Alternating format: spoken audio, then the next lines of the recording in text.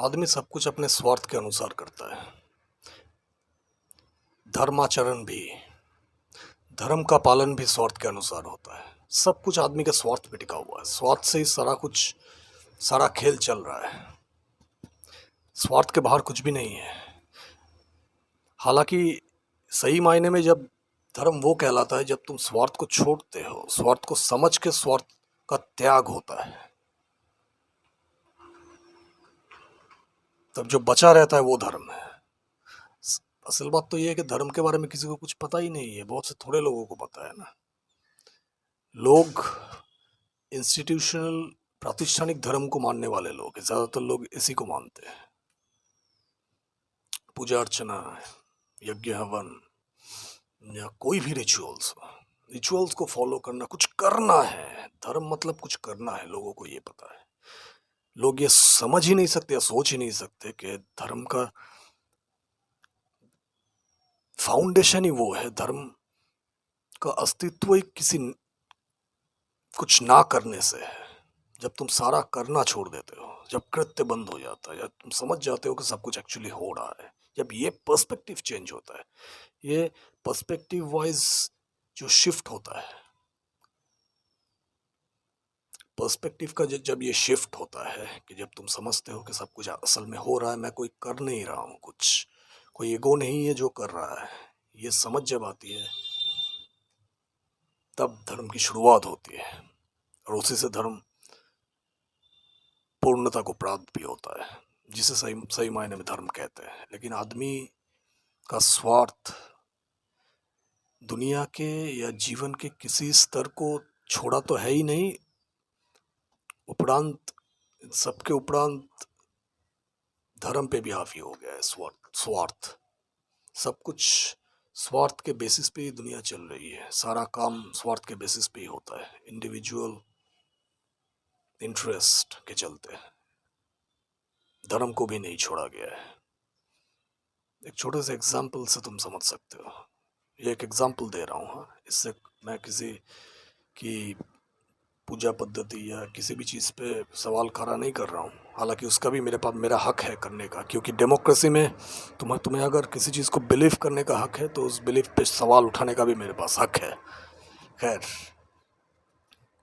आदमी को पता ही नहीं डेमोक्रेसी असल में होती क्या है। तुम देखना कि जितने भी हम देव देवियों को पूजा जाता है, ज़्यादातर उनसे इंसानी जीवन का डायरेक्ट रिलेशन होता है। जिससे ज़्यादा का काम लेना होता है, उसकी पूजा ज़्यादा होता है। जैसे कि माँ लक्ष्मी का पूजा, गॉडेस लक्ष्मी की पूजा, गणेश की पूजा सबसे ज़्यादा होता है, क्योंकि काम इनसे ज़्यादा लेना है। रिद्धि सिद्धि और वेल्थ की देवी, देव देवी है ये। तुम हार्डली देखोगे कि सरस्वती की पूजा हो रही है, देवी सरस्वती की। पॉपुलरली नहीं, साल में एक बार होता है। कैसे भी करके पूजा निपटा दिया। हमारे बंगाल में पॉपुलर है सरस्वती पूजा।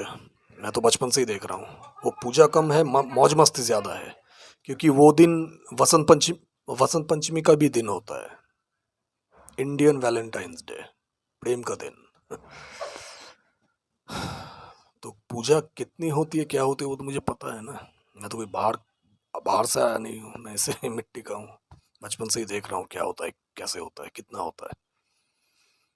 ज़्यादातर देव देवियों में लक्ष्मी और गणेश को ज़्यादा पूजा जाता है। शिव, दुर्गा, कृष्ण, राम, इन सबको पूजा डिफेंस के तौर पे। ये हमारी रक्षा करेंगे। रक्षा जुड़ा हुआ है, वेल्थ जुड़ा हुआ है, Riddhi Siddhi, success, popularity, fame, ये सब जुड़ा हुआ है। ये सब चीज़ जिंदगी का जो मेन ज़रूरत है, ये सब जिस भी देव देवियों के साथ जुड़ा हुआ होता है, उनकी पूजा ज़्यादा होती है। स्वार्थ से बाहर आदमी जा ही नहीं सकता। सरस्वती की पूजा उतनी देखोगे नहीं, क्योंकि वो ज्ञान की देवी है ना। वो आर्ट की देवी है। आर्ट हालांकि ज्ञान ही है, सब कुछ ज्ञान के अंडर में ही आता है, ज्ञान के दायरे में ही सब आ जाता है। आर्ट ज्ञान ही है, ज्ञान से बाहर कुछ भी नहीं है। तो उस ज्ञान की, उस नॉलेज की, उस इंटेलेक्ट की देवी है सरस्वती। क्योंकि नॉलेज को किसी को क्या पड़ी है नॉलेज से? नॉलेज से किसी को क्या पड़ी है? नॉलेज किसको चाहिए? पैसा चाहिए। पैसा मिल जाए तो सब कुछ खरीदा जा सकता, नॉलेज भी खरीदा जा सकता है। यही तो कॉन्सेप्ट है दुनिया में। नॉलेज, आर्ट, इन सब चीज़ों को उतना ज़्यादा वैल्यू दिया दिया नहीं गया है। जिंदगी के एक बहुमूल्य, एक खूबसूरत चीज़ें थी ये, बस एंटरटेन का एक माध्यम के रूप में लिया जाता है। उस तरह का सम्मान मिलता है, लेकिन एक तरह से एक स्टेरियोटाइप कर दिया गया है। एक एंटरटेनमेंट के माध्यम से इसको लिया जाता है। उतना सीरियसली नहीं लिया जाता जितना सीरियसली लोग फाइनेंस को लेते हैं, जितना सीरियसली लोग इकोनॉमी को लेते हैं, जंग को लेते हैं, डिप्लोमेसी को लेते हैं, पॉलिटिक्स को लेते हैं, जो सबसे घटिया चीज़ है दुनिया में। दुनिया तबाह हुआ इन सब चीज़ों के चक्कर में ही। आर्ट ने, किसी आर्टिस्ट ने दुनिया को तबाह नहीं करा है कभी भी। किसी डांसर ने, किसी सिंगर ने, कोई एक्टर ने, हार्डली तुम ऐसे केसेस पाओगे। पॉलिटिशियंस के चलते ही दुनिया तबाह हुआ है, बार बार हुआ है, होता रहा है, आज भी हो रहा है।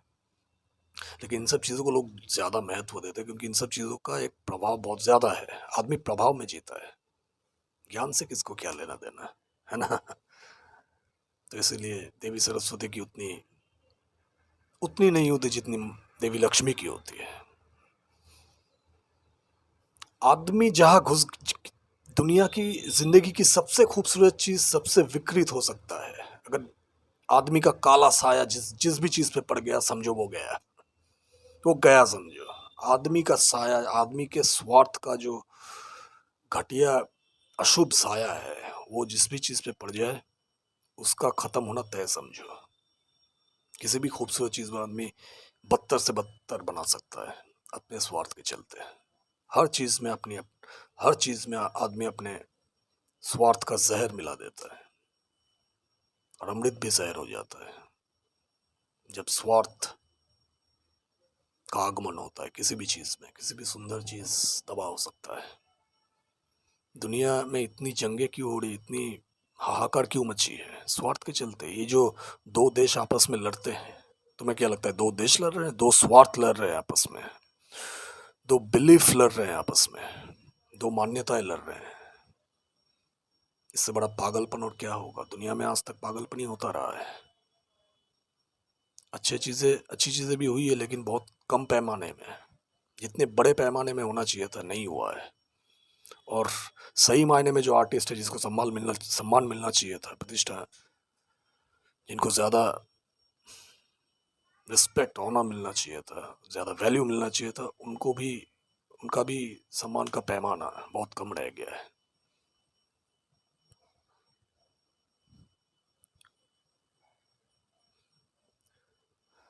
तो जब तक स्वार्थ नहीं जाता आदमी का, आदमी कोई भी काम ढंग से नहीं कर सकता। अच्छे से अच्छा काम भी बद से बदतर नतीजे दे सकते हैं बिकॉज ऑफ सेल्फ इंटरेस्ट। तो इस स्वार्थ का हमेशा ख्याल रखना।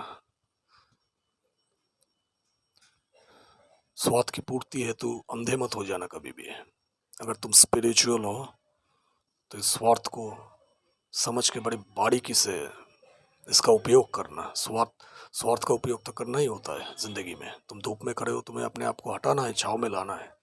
ये काम तो, ये तो नेचुरल है, ये तो एवरीडे बेसिस पे, ये तो प्रैक्टिकलिटी ऑफ लाइफ। बट तुम अपने छोटे स्वार्थ के चलते लोगों की हानि कर देते हो। जब दूसरों की हानि पहुंचाते हो, अपने स्वार्थ को सबसे बड़ा देखते हो, जिंदगी से भी बड़ा कर देते हो। तुम सच के हिसाब से जब देख नहीं पाते, हर चीज में अपना स्वार्थ का एक लेंस डाल देते हो। अपने इंटरेस्ट के लेंस के थ्रू तुम चीज़ों को जब आकलन करते हो, तब चीज़ें गंदी हो जाती है।